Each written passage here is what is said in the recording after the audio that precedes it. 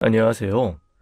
얼마 전 제 손으로 찢어 죽여도 시원찮을 놈을 처단한 두 아이의 아버지입니다. 살다 보면 인간의 탈을 쓰고 어떻게 저런 짓을 하나 싶은 사람들도 있죠. 하지만 세상은 생각보다 살만해서 운이 좋으면 그런 사람을 한 번도 만나지 않고 50회를 살 수도 있습니다.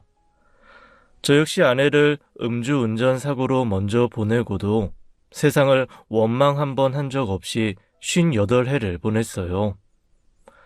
사람이 하는 일 뭐가 됐든 완벽한 곳 없고 악의보다는 선의를 가진 사람들이 많다고 믿고 살았기 때문입니다. 큰애 11살의 아내가 음주운전 차량에 저 세상에 갔는데 그 사람은 장례식장에 찾아와 3일 동안 아내의 영정사진 앞에서 무릎을 꿇고 있었어요. 밥도 물도 마시지 않은 채 울면서 저에게 죄송하다, 아이들에게 미안하다 말만 연신 해대면서요. 나에게서 아내를 빼앗아 가고 아이들에게선 엄마를 빼앗아 간 그 사람을 어떻게 쉽게 용서했겠습니까? 하지만 저는 그 사람을 보면서 적어도 진심이 담긴 사과란 그렇게 하는 것이라는 걸 알았어요. 그 사람에게 됐다고 그 한마디 한 후로는 세상에 용서할 수 없는 사람은 없는 것처럼 느껴졌었습니다. 실제로 그 후로도 주위로부터 상당히 관용적인 사람이 됐다, 여유가 있어졌다는 이야기도 들었고요. 하지만 전 처음으로 찢어 죽여버리고 싶은 사람을 58에 만나게 되었어요. 평생 감옥에서 썩어 죽어도 좋으니 그렇게라도 복수하고 싶다는 생각이 들었던 겁니다. 그 악연은 생각보다 오래전부터 시작되었는데 본격적으로 저희 집에 어두운 그림자를 드리운 건 몇 달 전이었어요. 대학생 때부터 만났던 연인과 장기 연애를 하고 있던 둘째인 딸이 느닷없이 결혼 이야기를 꺼낸 것이죠. 아빠, 있지? 나 프로포즈 받았다? 프로포즈? 아이, 경태가 결혼하지? 응, 완전 생각지도 못한 대반전. 나도 깜짝 놀랐잖아. 이거 봐, 반지 예쁘지? 내가 가지고 싶다고 흘려 말한 거 그대로 들고 사온 거 있지? 예쁘네. 근데 수지야, 결혼은 2년 후에나 할 것 같다고 하지 않았어? 너 이제 고작 28이야. 30에 드레스 입고 싶다는 계획은 어떻게 된 거야? 아, 그거? 생각해보니까 우리 이미 연애만 6년인데 충분히 결혼할 만하지 않나 싶기도 해서. 물론 경태가 아직 제대로 자리는 못 잡았지만 그래도 최근에 취직해서 이제 돈 벌 일만 남았잖아. 막상 프로포즈 받고 나니까 기분도 좋고 아무튼 나 하겠다고 했어. 그래, 일단 오빠랑 이야기 좀 해보자. 아, 왜? 아빠 표정이 왜 그래? 딸이 프로포즈 받았는데 안 기뻐? 기쁘지. 기쁜데 너무 갑작스러워서 그래. 작년에 네 오빠 장가 보내고 적어도 3년 텀은 있을 줄 알았는데. 뭐 어때? 내가 시집 간다고 영영 다른 나라 가서 사는 것도 아닌데. 나 맨날 맨날 올 거야. 내가 이 집 나간다고 아빠 안 찾아올까 봐 그래? 매일 올게요. 아빠한테는 나밖에 없는 거 다 아는데. 아내를 잃고 저는 두 아이를 필사적으로 키워냈습니다. 어디 가서 엄마 없는 애라는 소리 듣게 하고 싶지 않아서 형수한테 찾아가 여자아이 머리 묶는 법도 배우고 주부들이 보는 잡지를 보면서 집안 인테리어에 아이들 코디까지 신경 쓰지 않은 게 없었어요. 오죽했으면 저희 어머니께선 살아 계셨을 때 아들 집이 아니라 딸 집에 온 것 같다고 하실 정도였죠. 실제로 밖에서 엄마가 안 계신다는 소리를 하면 다들 놀랐답니다. 아들은 아들대로, 딸은 딸대로 허투루 키우지 않았다는 거예요.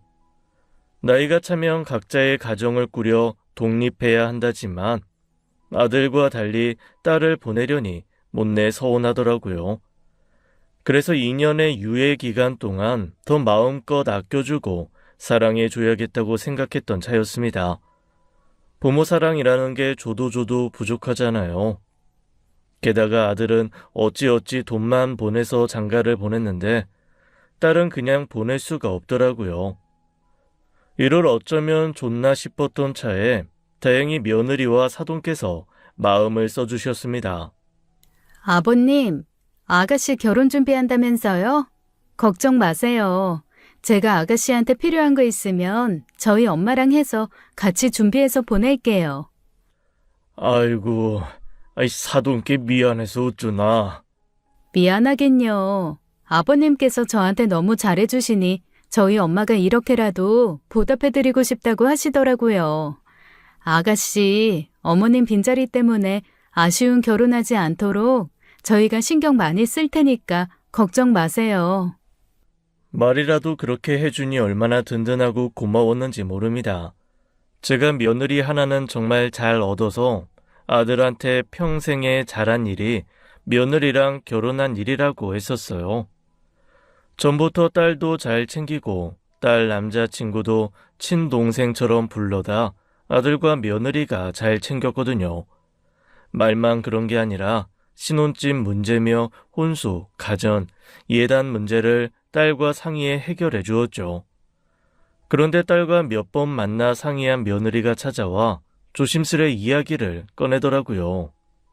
저기 아버님, 아가씨 결혼 문제로 드릴 말씀이 있는데요.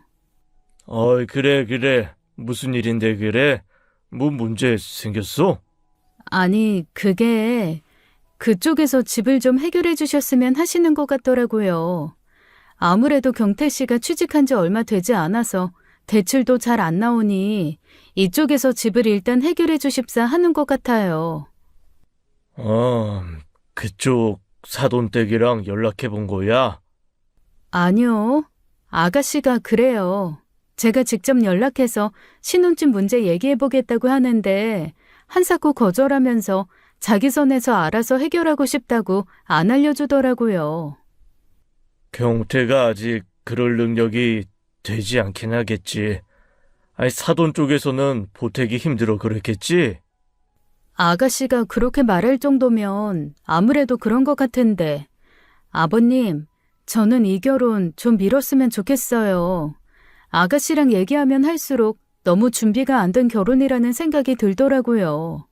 기껏 모은 돈은 아가씨 프로포즈 반지에 다 써버리고 최근엔 차도 바꿨다는 거예요. 그래? 뭐 차야 필요한 거고 반지는 수지가 가지고 싶다고 하니까 그랬겠지. 그럼 좀 이따가 해도 되는 거잖아요. 둘 다 29이면 한창인데 뭐가 그렇게 급하다고. 설마 임신은 아니에요. 저도 혹시나 싶어서 재차 확인했는데 절대 아니라고 하더라고요. 확실히 임산부 같진 않아요. 걱정 마세요. 그럼 다행인데 둘이 좋아서 같이 살고 싶다고 하니 어쩌냐. 정분단 거 옆에서 뜯어 말려도 안 되는 걸. 그러지 말고 집은 내가 알아서 해주겠다고 해라. 내가 명준이한테 할 만큼 수지한테도 해주겠다고 했으니 그 약속은 지켜야지. 아휴, 이게 맞는지 모르겠어요. 일단은 진행해봐. 또 문제 있으면 말해주고. 상견례 날짜는 잡혔지? 네, 다음 달 첫째 주 주말이요. 그럼 아버님, 일단은 진행해 볼게요. 아들 결혼과 달리 진행 과정이 매끄럽지 못했습니다. 며느리 말대로 준비가 되어 있지 않은 결혼이라 그랬죠. 아들이나 며느리는 사회생활을 좀 한 뒤 30대에 계획적으로 한 결혼이라 문제가 없었고요. 저라고 그렇게 준비 안 된 결혼을 강행하고 싶지는 않았어요. 제가 딸에게 유독 약한 것도 있고 딸이 좋다고 하고 오래 만났으니 그 시간을 믿은 것이죠. 믿는 도끼에도 발등 찍힌다는 말을 새겨듣고 좀 더 신중했어야 하는 결혼이었습니다. 그런데 며칠 후에는 아들이 찾아와 상기된 얼굴로 다짜고짜 그러는 거예요. 아버지, 이거 아니에요. 수지 결혼 일단 중단시켜야 돼요. 또 왜? 아니, 무슨 일인데 그래? 아니, 아무리 오래 만난 사이라고 해도 그렇지. 그쪽에서 너무 수지를 만만하게 보는 것 같아요. 집도 우리 보고 하라면서 신혼집은 또 경태집 가까운 곳으로 해야 한다잖아요.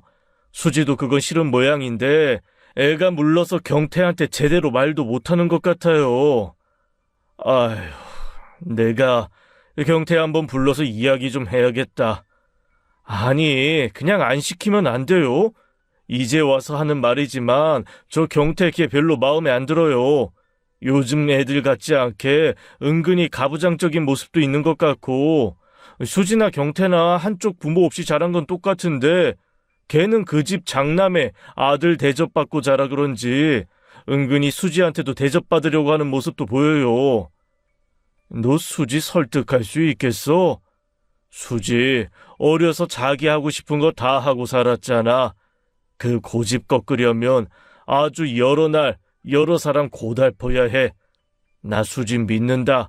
수지가 6년을 만난 거면 적어도 그만한 가치가 있겠지. 아버지! 결혼을 탐탁치 않게 여기는 아들의 말을 귓등으로 들은 건 아니었습니다.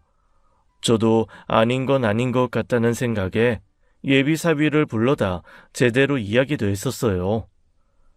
신혼집 문제로 수지랑 갈등이 좀 있다지? 죄송합니다, 아버님. 저희 어머니께서 좀 욕심을 부리셔서.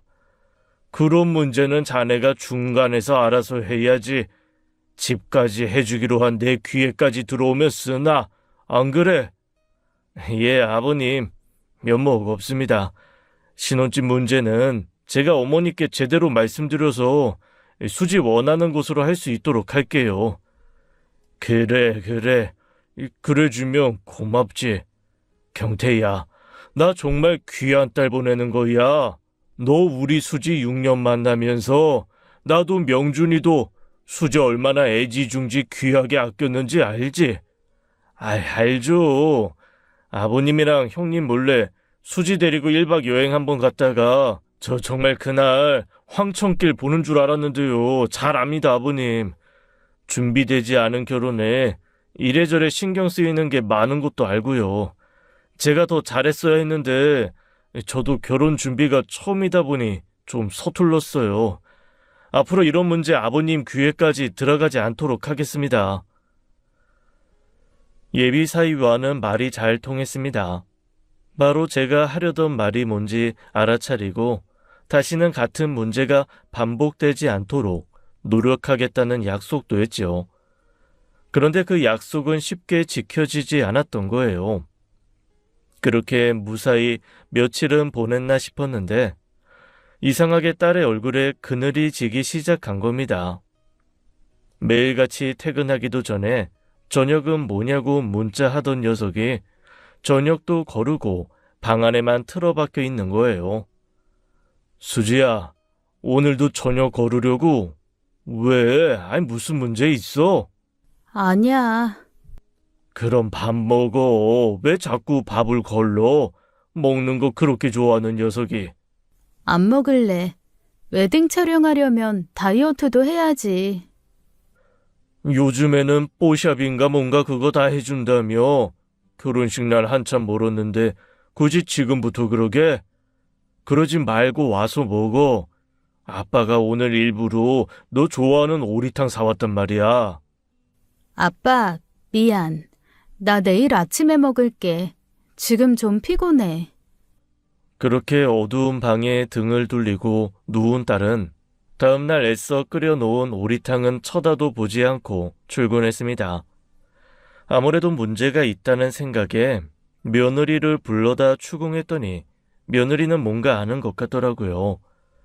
그런데 섣불리 제게 이야기는 꺼내지 못하고 자꾸 우물쭈물했죠. 무슨 일인데 그래? 수지 결혼 문제면 내가 알고 있어야 하는 문제인데 소희 애미 너까지 입 다물고 있을 거야? 그게요, 아버님. 아가씨가 아버님께 절대 말씀드리지 말라고 신신당부를 해서. 무슨 일인데 신신당부까지 해, 어? 아, 혼수 문제요. 혼수? 혼수가 왜? 사돈께서 혼수며 가전이며 전부 본인이 골라주시고 싶다고 고집을 부리시나 보더라고요. 근데 아시잖아요. 젊은 애들 감성이랑 나이 있으신 분들 감성이 또 다른 거. 젊은 애들 감성 생각해서 고를 테니 걱정하지 말라면서 본인이 보고 다니신다는데 아가씨가 쓸 살림인데 아가씨가 고르는 게 맞죠. 그거야 당연한 이야기지. 그래서 그거 하나 제대로 조율이 안 돼서 애가 저렇게 죽을 상을 하고 다닌다고? 별걸 다 고집 부린다 싶으니 이상해서 제가 아가씨한테도 절대 양보하지 말라고 했거든요. 그랬더니 이번엔 혼수랑 가정가구를 전부 자기가 해줄 테니 그냥 받아만 가라고 했다는 거예요. 그래서 수지는 뭐라고 했다는데? 당연히 거절했죠. 근데 문제는 경태 씨한테 거절해서 경태 씨가 어떻게 전달했는지 모르겠어요. 그런 문제면 혼수도 다 우리가 할 테니 신경 끄셔라. 그렇게 말하라고는 했는데 아버님 꼭 이렇게까지 결혼시켜야겠어요? 그 집도 경태 하나 결혼시킬 준비가 안 된 것 같은데요. 사람이 뻔뻔해도 정도가 있지. 집도 해오라고 하고 집 위치도 혼수도 다 자기들 멋대로 해야겠다잖아요. 저희 어머님도 어지간하면 사돈처녀 문제라 좋게 좋게 넘어가야지 하시는데 아무리 생각해도 이건 아닌 것 같다고 아버님께 말씀드려보래요. 딸 시집 보내는 게 이렇게 고민스럽고 골치 아픈 일이 될 줄 알았더라면 전 시작도 하지 말라고 했을 겁니다. 딸이 제가 아는 걸 원하지 않은 것 같아 일단 지켜보았어요. 하지만 딸 얼굴에서 그림자가 거칠 것 같지 않더라고요. 저녁도 거르고 며칠 사이에 살이 쪽 빠진 게 눈에 보일 정도였죠. 벌써부터 시어머니와 그렇게 갈등이 있으면 나중에 결혼에 어떻게 사려나 아주 훤히 눈에 보이는 겁니다. 그래서 그날도 오자마자 방으로 직행하려는 딸을 붙들고 식탁에 앉혔죠. 저도 딸도 술을 좋아하는 편은 아니었습니다. 그래서 다 같이 모여 술 한잔 기울이는 일이 거의 없었는데 그날은 진솔한 이야기를 해보자고 먼저 술을 권했죠. 수지야, 너 지금 행복하니? 어? 아빠 보기엔 너 하나도 행복해 보이지 않아서 그래.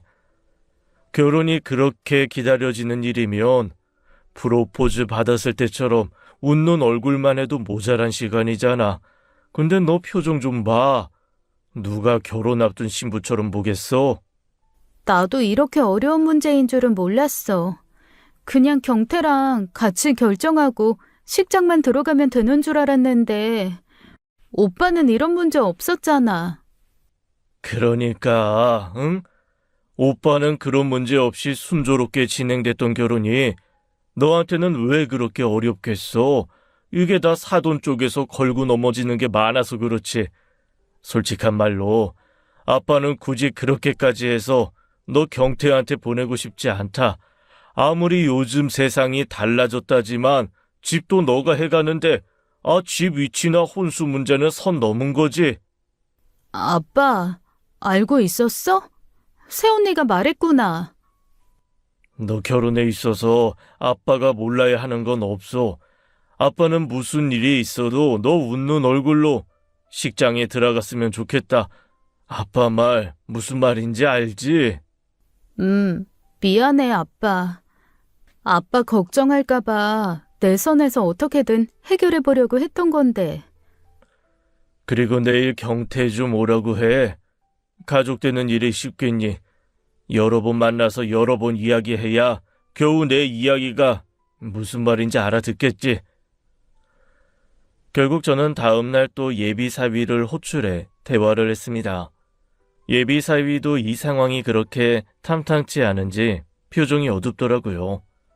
그런데 이전엔 어떻게든 저희 딸에게 맞춰주겠다고 했으면서 혼수 문제는 대수롭지 않게 여기더라고요.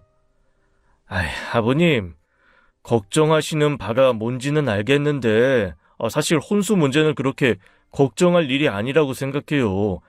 형님도 누님도 너무 저희 어머니를 안 좋게만 보시는 것 같고, 없는 문제 들쑤셔서 만드는 게 아니잖나. 왜 너희 부부가 사용할 혼수를 어머니가 고른다는 거야? 그거야 저희 어머니께서 오래 사시기도 했고 살림도 많이 하셔본 사람이잖아요. 그러니 어떻게 더 살림에 도움이 되고 어떤 가구가 신혼집에 더 잘 어울리는지 아니까 도움 주시고 싶어 그런 거죠. 그 말 수지 엄마가 없어서 나선 거라고 들리네만. 아닙니다. 그런 건 아닌데. 나 수지 엄마 보내고 웬만한 주부 못지않게 살림해본 사람이네.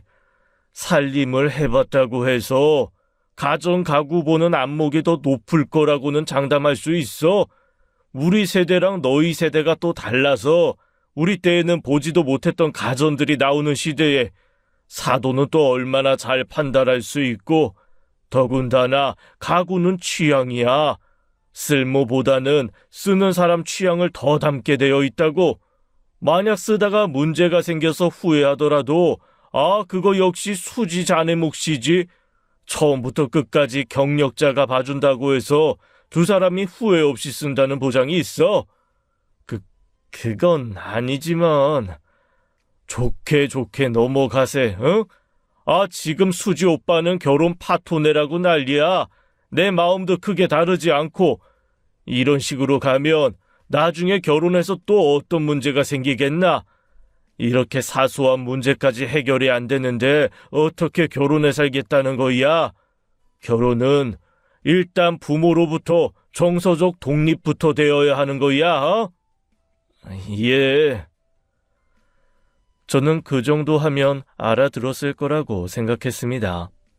물론 돌아서는 예비사위 표정이 좋지는 않았지만요. 그런데 며칠 후 문제가 터지고 말았어요. 최근에 예비사위를 만나고 온 딸의 표정이 심상찮다 싶을 만큼 무척 어두운 날이었죠. 또 싸웠구나 싶어 한숨이 절로 나오더군요.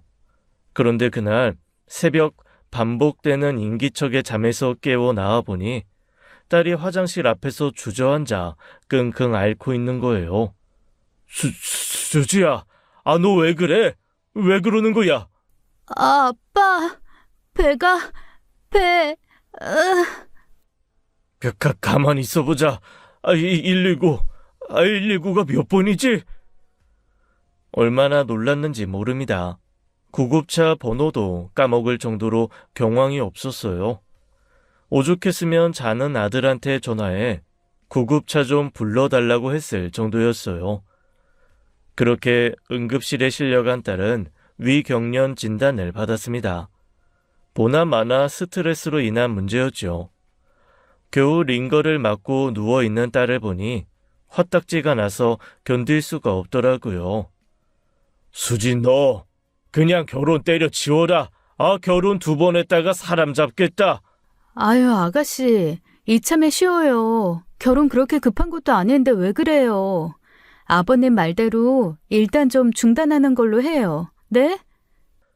절대 안 된다고, 예비사위와 헤어질 수 없다고 울고불고 할 줄 알았던 딸이 뜻밖에도 울면서 고개를 끄덕이더군요. 그 모습에 저도 자다가 뛰쳐나온 아들 부부도 놀라 바라보았죠. 그런데 딸이 결국 파혼 결심을 한 계기를 듣고 저희 모두 기가 막혀 할 말을 잃고 말았습니다. 아주 썩을 쌍놈의 집안이 따로 없었거든요. 나 결혼 안 해. 절대 안 해. 나 사기당했어, 아빠. 이거 완전히 사기 결혼이었어. 사기 결혼이라니 그게 무슨 말이야? 안수지, 너 똑바로 말 못해? 내 신혼집. 아빠가 해준 그 신혼집에 아가씨가 들어가서 산대. 혼전 임신을 했대요. 대학생인데. 둘 다 능력이 없어서 당장 결혼식 못하니까 일단 애 낳고 키우면서 취직할 때까지 제 신혼집에서 살게 해달래요. 저희는 그제야 사돈이 신혼집 위치와 혼수 문제를 고집한 이유를 알았습니다. 그러니까 그 집은 처음부터 저희한테서 집을 얻어내서 자기 딸한테 내어주려고 했던 거예요. 맹랑한 예비 사위 역시 그 계획을 모두 알고 있었고 이른 프로포즈를 한 이유도 그거였죠. 그럼 아가씨는요? 아가씨랑 경태 씨는 결혼해서 어디서 살고요? 합가하재요. 엄마가 없었으니까 하나부터 열까지 다 배워야 할 거 아니냐고. 그게 누이 좋고 매부 좋은 일 아니냐고. 경태방에 침대만 바꿔서 살라고.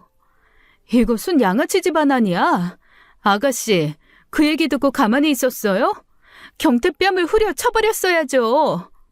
그랬어야 하는데 너무 놀래서.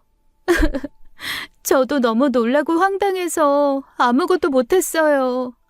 그래서 너무 분해요. 아빠, 미안해. 정말 미안해.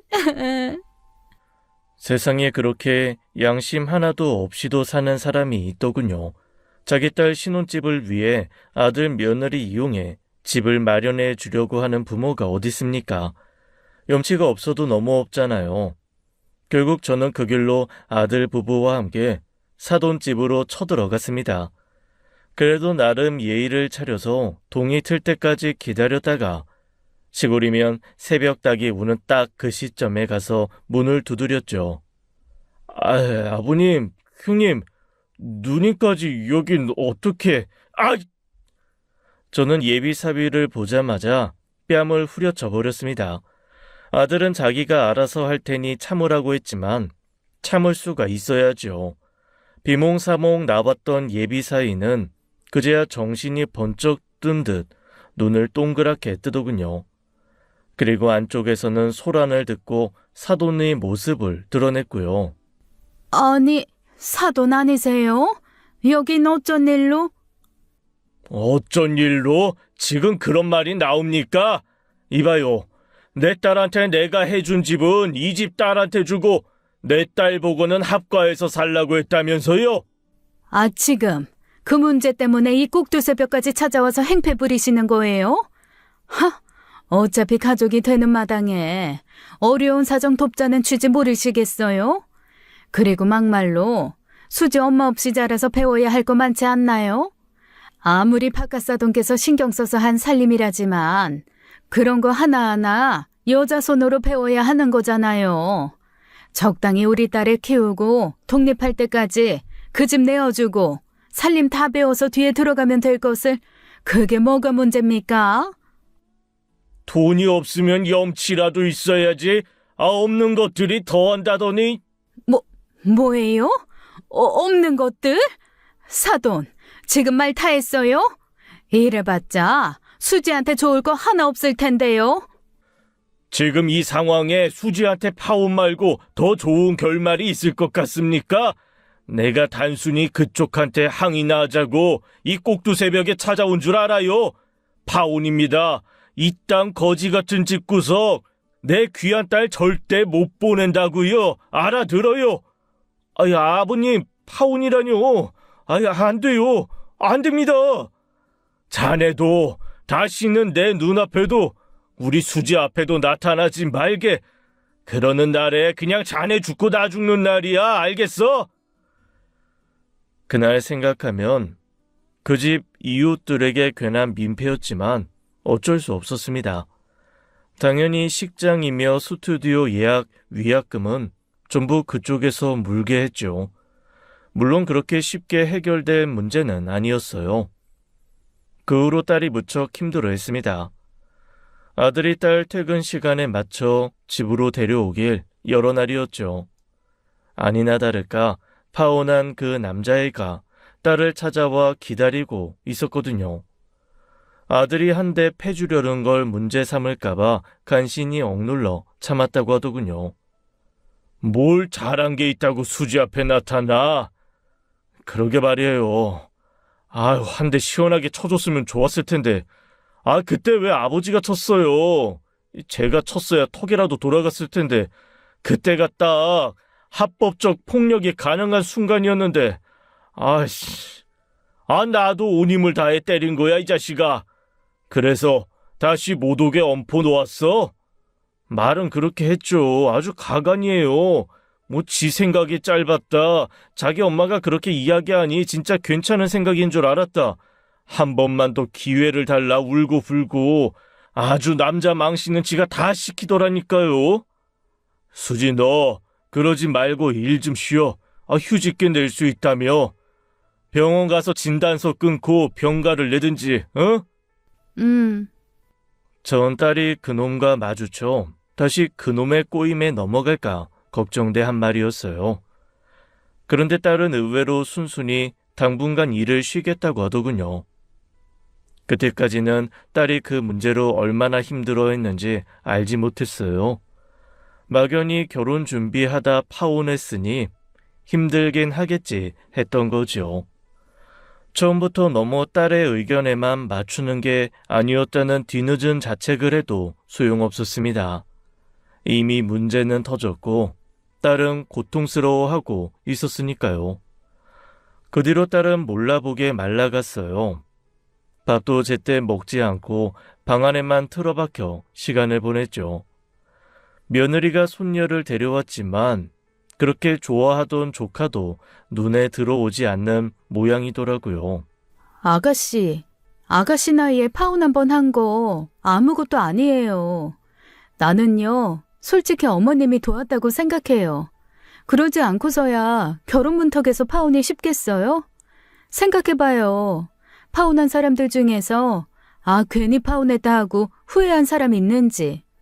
다 할만하니까 한 거고 했어야 하니까 한 사람들이라 조상이 도왔다는 말을 하잖아요. 아가씨도 마찬가지였어요. 아가씨 결혼 도우면서 저는 몇 번이나 조상신 언제 오시나 했다니까요. 네, 저도 그렇게 생각해요. 그런데 왜 이렇게 기운이 없어요? 보는 사람 속상하게 정말. 죄송해요. 저 좀 피곤해서 먼저 들어갈게요. 딸은 며느리 사돈댁에서 애써 준비해 주신 전복 삼계탕은 한 술도 뜨지 못하고 들어갔습니다. 파혼 후유증이라는 거 각오는 했지만 엄청 나더라고요. 저는 결국 어떻게든 딸을 그 방에서 끄집어 나와야겠다는 생각에 딸 친한 친구에게 연락을 했어요. 은경아 나이야, 수지 아파. 수지 소식은 들었지? 아버지! 안 그래도 지금 수지 연락이 잘 안 돼서 아버지한테 연락해야 하나 고민하고 있었어요. 아유, 아주 방에 틀어박혀서 나오지도 않고 보는 사람 피를 다 말리고 있어. 그러지 말고 너가 와서 수지 좀 만나봐라. 누구라도 만나서 시간 보내야 그 괴로운 시간이 빨리 가지 싶어. 수지 꼬셔서 어디 여행이라도 갔다 와라. 경비 내가 다 지원해줄게. 일본도 좋고 어디 멀리 동남아도 좋고, 응? 딸 친구까지 동원해 딸을 꺼내려고 한 노력은 다행히 어느 정도 효과는 있었습니다. 딸 친구가 올 때마다 방에선 이따금 웃음소리가 들리기도 하고 말소리가 들리기도 했거든요. 그렇게 한 달쯤 지났을 땐 딸 친구 은경이와 함께 밖에서 시간을 보내고 오겠다고 하기도 했죠. 비록 여행은 가지 못했지만 딸은 분명 차츰 나아지는 모습을 보였어요. 그렇게 2달이 지났을 때는 웃으면서 이야기도 하고 함께 저녁도 먹었죠. 아빠, 나 슬슬 복직 준비하려고. 괜찮겠어? 아빠 생각에는 좀 이른 것 같은데 이참에 푹 쉬어. 쉬는 것도 중요하다니까. 2달이면 충분하지. 그리고 나 휴직 90일 이상 안 돼. 생각해보니까 내가 왜 서경태 같은 놈 때문에 내 빛나는 청춘을 소모해야 하는지 이해가 안 되더라고. 지금이 내가 가장 반짝반짝 빛나는 시기 아니야. 그런데 그 시기를 서경태랑 파혼했다는 이유로 방 안에 틀어박혀 있는다? 그거 완전 인생 낭비거든. 이제부터 안수집 부활이야. 그거 참 듣던 중 반가운 소리네. 살다 보면 별의 일이 다 있잖아요. 결혼 날짜 잡고 파혼한 거요. 인생 크게 보면 그게 뭐 대단한 일이겠습니까? 행여 그게 발목 잡혀 세상 남자들이 내 딸 싫다고 하면 내가 평생 끼고 살면 그만이라고 생각했어요. 우스갯소리로 내가 천년만년 살지 뭐 하면서요. 그때까지만 해도 저희에게 들이닥친 불행은 끝났다고 생각했고 비구름이 걷히고 해가 뜨고 있다고 믿었죠. 딸의 첫사랑인 아이를 만난 건 그로부터 일주일 정도 지난 어느 날이었습니다. 고등학교 때 딸이 아이돌 좋아하듯 무척 좋아한 동갑내기 친구였어요. 어이, 잠깐만. 너 승재 아니냐? 한승재 맞지? 아버님. 안녕하셨어요. 어떻게 여기서 다 뵙네요. 저 부모님이랑 식사하고 막 헤어진 길이에요. 나도 친구 만나러 온 거야. 여기서 너를 다 만나네. 이게 얼마만이야? 졸업하니까 거의 8, 9년 만이지? 예. 건강하신 것 같아 다행이네요. 안 그래도 얼마 전에 수지 만났어요. 그래? 여기서 보니 참 반갑네. 내가 그때 승재 너 사위로 점 찍어놨었는데 기억해? 예. 그때 저 사위로 점 찍으신 분이 한두 분이 아니라서요.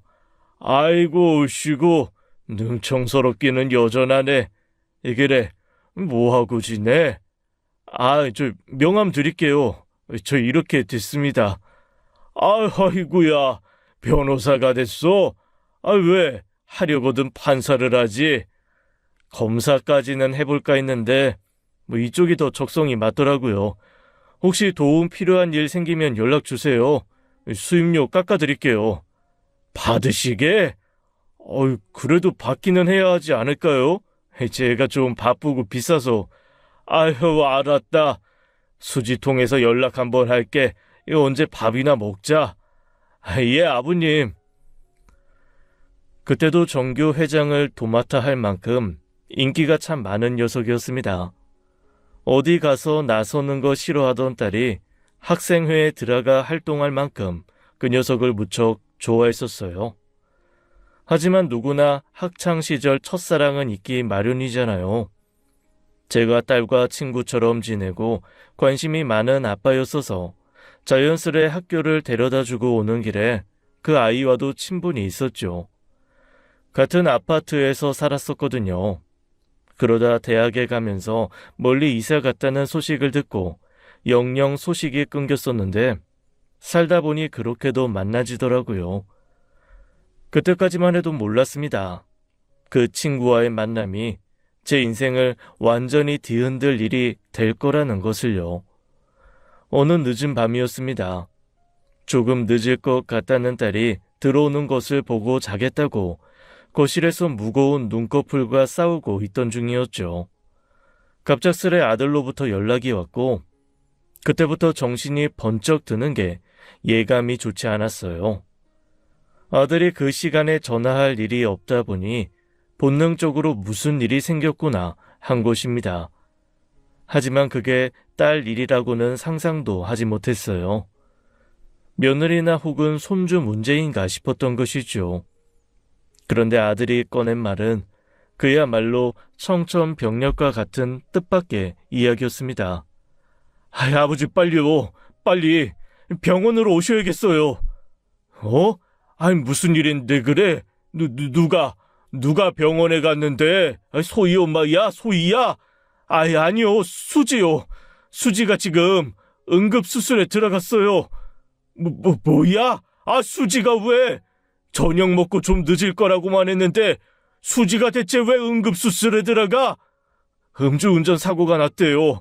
전신줄을 바꿔서야 멈췄는데 안전벨트를 안 매서 깨진 창으로 날아갔대요. 귀에 이명이 들려서 아들의 말이 더는 들리지 않았습니다. 있을 수 없는 일이 일어났으니까요.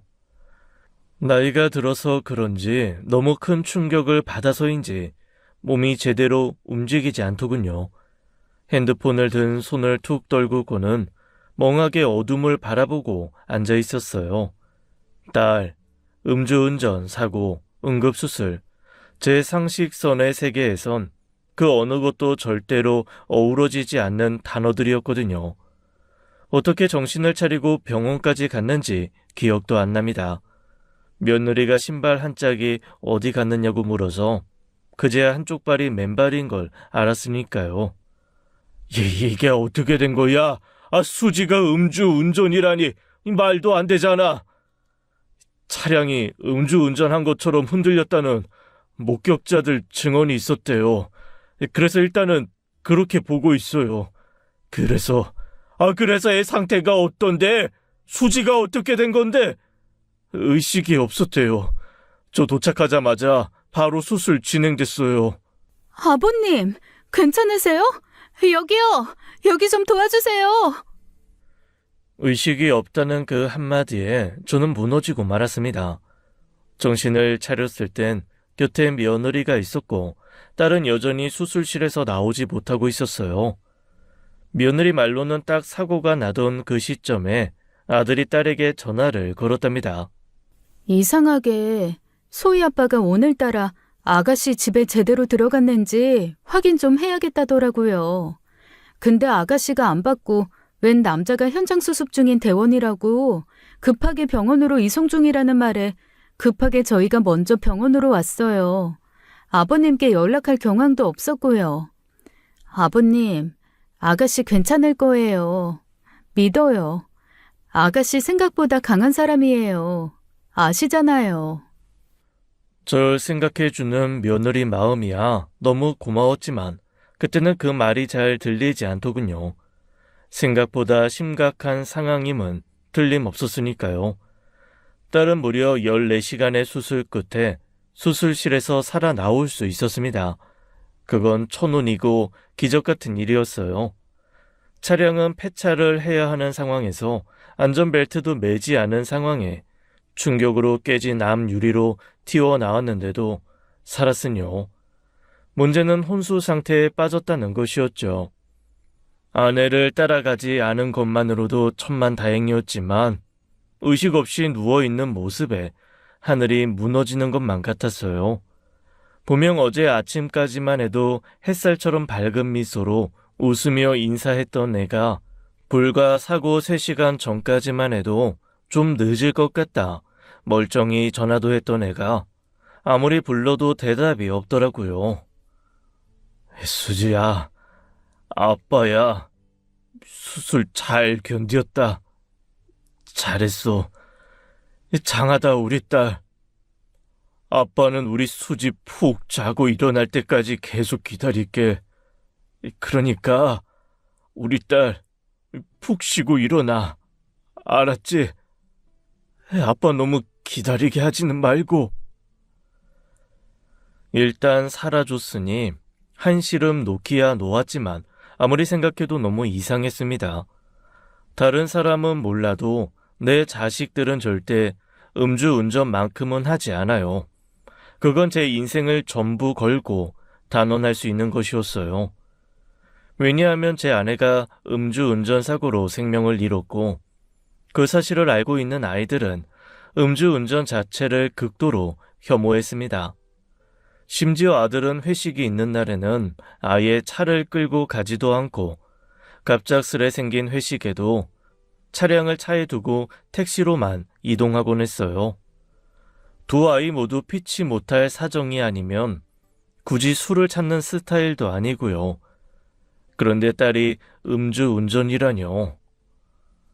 경찰 쪽에서는 음주운전 쪽으로 결론을 내리려는 모양인데 일단 기다려달라고 했어요. 정밀 검사가 필요할 것 같아서.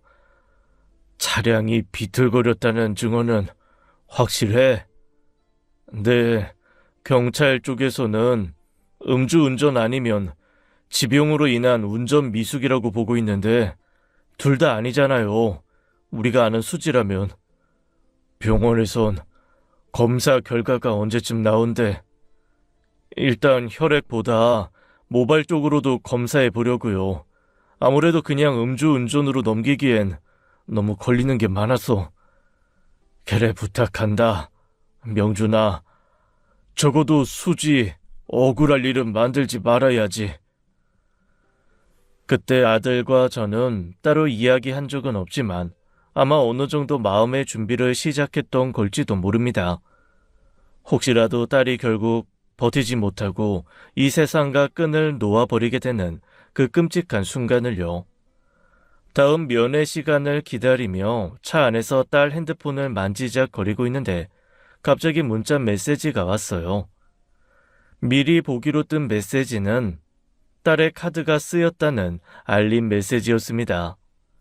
본능적으로 허리를 펴고 앉아 문자 메시지를 봤는데 분명히 지금 카드 사용 내역이었어요.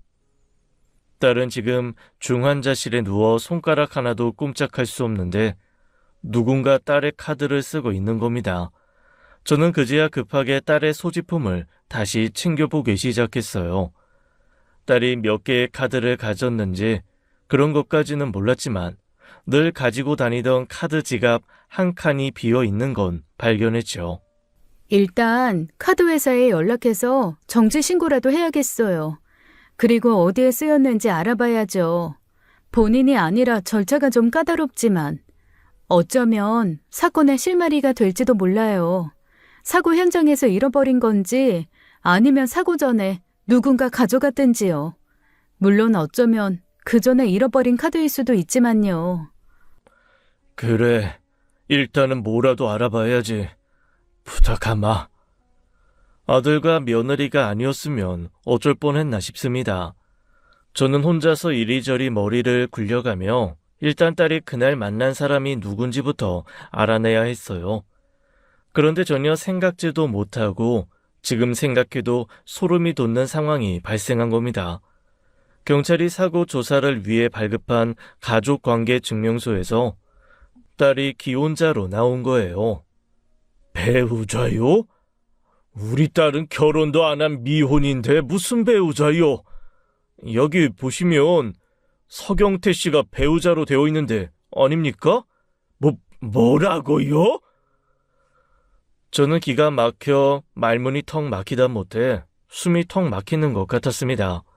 알아보니 이미 한 달 전에 혼인신고가 완료된 상황이었던 거예요.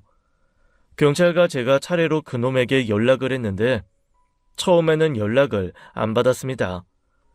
그런데 경찰이 재차 문자 메시지를 남기고 전화를 하자 그제야 바꿔서 사고 소식에 소스라치게 놀랐다는 거예요. 일단 서경태 씨는 그날 가족과 함께 시간을 보냈다고 하더라고요. 안수지 씨와는 만난 적도 없고요. 뭔가 이상합니다. 서경태 그놈 내 딸과 2달 전에 파혼한 남자이요. 파혼은 확실합니다. 내 딸이 나와 가족을 속이고 뒤에서 혼인신고 같은 거 할 리가 절대 없어요. 일단 저희는 다방면으로 생각해 수사를 해야 해서요. 서경태 씨도 제대로 소환 조사를 할 생각입니다. 기다려주세요. 그런데 수사 과정 중 이상한 게 또 발견이 됐었습니다. 딸 카드를 쓴 게 다름 아닌 서경태 그놈이었던 거예요. 어떻게 된 일이냐 물었더니 함께 만나 데이트를 한 날 카드를 놓고 와서 잠시 카드를 빌렸다더라고요. 하나부터 10까지 수상하고 말이 안 되는 거 투성이었죠. 애초에 딸이 파혼한 그놈과 데이트를 할 리도 없었고요. 그놈은 병원까지 찾아와 눈물바람을 보이더군요. 아버님, 이게 어떻게 된 일인가요? 사고라뇨. 수지가 교통사고라뇨. 내가 묻고 싶은 말이야. 너 그날 정말 수지랑 안 만났어?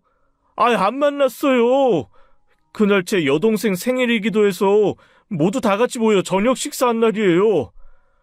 그리고 왜 내 딸이랑 네가 혼인신고가 되어 있어? 말도 안 되잖아. 수지는 분명 너 같은 거랑 헤어져서 다행이라고 했었어.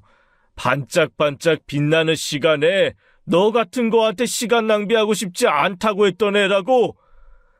저희가 끝이 좋지 않았다 보니 수지는 아버님과 형님 그리고 누님한테 솔직하게 말하는 걸 두려워했어요. 다시 한번 가족을 실망시키는 일 같다고 미리 말씀을 드렸어야 하는데 저희도 고민이 많았습니다. 말도 안 되는 소리 하지 마. 100번 양보해서 너 같은 놈을 다시 만날 생각이었다 치자. 근데 혼인신고? 수지는 그렇게 생각 없는 애가 아니야. 혼인신고라니. 수지가 저렇게 된 상황에 아버님께 이런 말씀 너무 죄송하지만 원래 남녀 관계는 당사자가 아니면 아무도 모르는 거잖아요. 저희는 오해를 풀었고 다시 제대로 된 출발을 해보자고 결심한 거예요. 일단 그 약속으로 혼인신고를 했던 거고요. 차근차근 앞으로 단계를 밟아 나갈 생각이었는데 저는 그 가증스러운 눈물을 흘리는 놈의 뒤통수를 당장에 후려쳐버리고 싶었습니다. 하지만 확실한 게 아무것도 없는 상황인데다가 지지부진하게 이어지는 수사 과정에선 할 수 있는 게 없었죠. 딱 하나 남은 키가 있었습니다. 바로 딸의 휴대전화였어요. 아무것도 밝혀진 것이 없는 상황에 딸의 휴대전화에는 뭐라도 있을 게 분명했는데 문제는 보안이었습니다. 당연한 이야기였지만 딸의 잠든 얼굴에 가져다 대도 열리지 않더라고요. 아니면 비밀번호를 눌러야 했는데 딸이 설정한 비밀번호 6자리를 어떻게 알겠습니까? 그 안에 뭐가 들어있는지는 모르지만 증거를 눈앞에 두고도 쥐지 못한 듯 답답한 상황이었죠. 그런데 그때 딸 친구에게서 전화가 왔습니다. 그래, 은경아. 아버지, 수지 무슨 일 있어요? 수지가 연락이 안 돼서요. 수지가 지금 병원에 있어. 많이 안 좋다, 은경아. 수지가요? 수지가 왜요? 아, 그때 좀 어지럽다고 하더니 몸에 무슨 문제가 있었던 거예요? 뭐? 수지가 어지럽다고 했다고? 언제? 그게 언제야? 그제 밤이요. 집에 들어가는 길인데 이상하게 졸립고 어지럽다는 말을 했었어요. 그래서 저도 곧장 집으로 들어가라고 했고요. 그게 정말이야? 또 다른 말은 없었어? 은경아, 그날 수지가 만난다고 했던 사람 누군지 몰라? 그날이요? 그날이라면 알아요. 수지 그날 승재 만난다고 했어요. 한승재. 그런데 딸 친구의 입에서 나온 사람은 그 순간 생각지도 못한 사람이었습니다. 분명 전 예비사위 그놈의 이름이 나올 거라고 생각했는데 딸의 첫사랑이었던 변호사 그 아이 이름인 거예요. 이게 대체 어떻게 된 일인가 싶어 멍하게 앉아있다 불현듯 그때 만나 받아둔 명함이 떠올랐어요. 그래서 불이 나게 연락했지만 전화를 받지 않았죠. 수차례 걸었지만 마찬가지였어요. 적어도 10차례나 넘게 전화를 걸고 시간이 흐르면 다시 전화가 오기 마련이잖아요. 그런데 시간이 지나도 그 애한테서는 연락이 오지 않았습니다. 그러자 마음이 점점 초조해지고 불안해지더라고요. 설마 하는 마음이 커졌죠. 면회 시간이 되어 딸을 만나러 들어갔는데 여전히 인형처럼 누워만 있는 딸을 보니 억장이 무너졌습니다. 수지야, 제발 아빠한테 뭐라고 말 좀 해다오. 대체 너한테 무슨 일이 있었는지 아빠가 알아야지. 우리 딸, 아빠한테 모든 이야기했었잖아. 한바탕 눈물을 쏟고 나와 중환자실 근처 의자에 앉아 까무룩 잠이 들었습니다. 그런데 꿈에서 이상한 소리를 들었어요. 6개의 단음으로 된 소리였는데 전 그저 본능적으로 딸을 찾기에 바빴습니다. 지금 떠올리면 거기가 어디였는지 기억도 잘 나지 않아요. 그저 여기저기 수지 이름만 부르고 다녔는데 자꾸 6개의 단음이 반복해서 들렸죠. 그게 전부였습니다. 앉아서 잠깐 졸았던 것 치곤 굉장히 깊은 잠이었던 것 같다는 생각을 하며 눈을 떴어요. 머릿속에는 꿈에서 봤던 음이 규칙적으로 반복되어 남아있었죠. 딸 생각에 꾼 꿈이려니 하고 대수롭지 않게 생각하며 딸의 핸드폰을 연 순간이었습니다. 그때 그 6개의 단음에 대한 의문이 풀린 거예요. 전 바로 병원 공중전화를 찾아 나섰습니다. 그리고 번호를 누를 때마다 번호별로 소리가 다르다는 걸 확인했어요. 꿈에서 들었던 그 음을 찾아내는데도 성공했고요. 비밀번호는 050627이었습니다. 그건 아내의 기일이었고요. 손을 바들바들 떨며 번호를 눌렀을 때 딸의 휴대전화 잠금 장치가 열렸어요. 과연 딸의 휴대전화는 모든 문제의 실마리를 풀 수 있는 단서가 있었습니다. 먼저 그놈과 나눈 대화를 보건대 두 사람은 결코 혼인을 다시 약속한 사람이 아니었어요. 딸이 일방적으로 그 녀석을 피하자 그날 그 녀석은 딱 한 번만 만나달라 애골복골한 상황이었죠. 그때였습니다. 딸의 첫사랑이었던 그 변호사 동창에게서 연락이 온 거예요. 여보세요? 승재냐? 아버님 무슨 일이세요? 무슨 전화를 이렇게... 왜 이렇게 전화를 안 받아? 대체 왜? 죄송해요. 제가 방금 막 홍콩에서 오는 바람에 비행기라 전화 확인을 못했어요. 무슨 일이세요? 그제 우리 수지 만났니? 수지 만났어? 네? 네, 잠깐 만났어요. 저 출국하기 전에. 무슨 이야기 했니? 수지가 뭐 별말이 없었어? 왜 만난 거야? 아버님 무슨 일이세요? 진정 좀 하세요. 수지한테 무슨 일 있어요? 저는 정신없는 와중에 그 애한테도 딸의 소식을 전했습니다. 그 애는 고맙게도 바로 병원으로 달려와 주었어요. 그러면서 그날 왜 딸을 만났는지 차분한 목소리로 이야기해 주었죠. 그날 수지를 만난 건 일종의 사건 수임 때문이었어요. 그게 무슨 말이냐? 파혼했던 남자친구로부터 끈질긴 연락이 온다고 법적으로 어떻게 대처하면 좋을지 상담을 했던 거예요. 일단 저 만나고 나서 바로 잠깐 보기로 했다고 해서 일단 대화 내용은 전부 녹음을 해두라고 했고요. 어떻게든 쓰일 일이 있을 거다 하고요. 그게 정말이야? 수지가 서경태를 법적 조치를 하고 싶다고 했어? 혼인신고가 아니라? 예? 아니요, 말도 안 돼요. 수지는 그쪽으로는 완전히 정 떨어진 것 같았는데요. 아버님, 혹시 수지 사건에 그 남자가 끼어 있는 겁니까? 그런 거예요? 모든 의심의 정황들이 다 서경태 그 자식을 향하고 있어. 앙심을 품은 거지. 파혼했다고 앙심을 품은 거야. 그런 자식을 진작에 내가 알아보고 떼어냈어야 하는데 그런 놈과 결혼까지 시키려고 했으니 진정하세요. 작정하고 가면 쓰고 나타난 사람인데 안 속는 거 힘들어요. 저 변호사가 된 지 얼마 안 됐는데도 뻔뻔한 얼굴로 사람 바보 만드는 사람 여러 봤어요. 아버님, 제가 이 사건 책임지고 밝혀내겠습니다. 수지 억울함 없게요. 그 아이는 자기만 믿으라고 했습니다. 저희가 믿을 거라곤 거기 그 아이밖에 없었어요. 모든 증거가 모였으니 그 증거가 가리키는 곳으로 가야만 했죠. 며칠 후 딸의 혈액과 소변에서 수면제 성분이 검출되었습니다. 그리고 딸의 친구의 증언과도 일치했고요. 수면제가 든 뭔가를 마셨기에 차량에 올라탔을 때 마치 음주운전을 한 것과 같은 증상이 일어난 것이었죠. 응급수술 시 사용한 약물이 있어 단정 지을 수 없었지만 정황상 그게 분명했습니다.